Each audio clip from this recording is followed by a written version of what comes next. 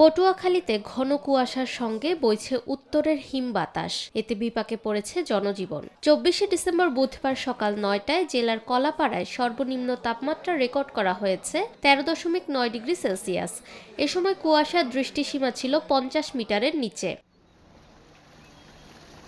ঘন কুয়াশার কারণে বেলা বাড়লেও দেখা মিলছে না সূর্যের।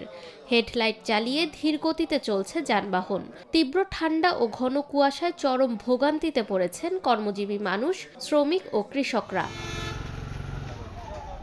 এদিকে ঠান্ডাজনিত রোগীর সংখ্যা বেড়ে যাওয়ায় হাসপাতালের ওয়ার্ডে সিট না পাওয়া অনেকেই চিকিৎসা নিচ্ছেন মেঝে কিংবা করিডোরে। কুয়াশা ও শীতের তীব্রতা আরও বাড়ার আশঙ্কা করছে জেলা আবহাওয়া অফিস।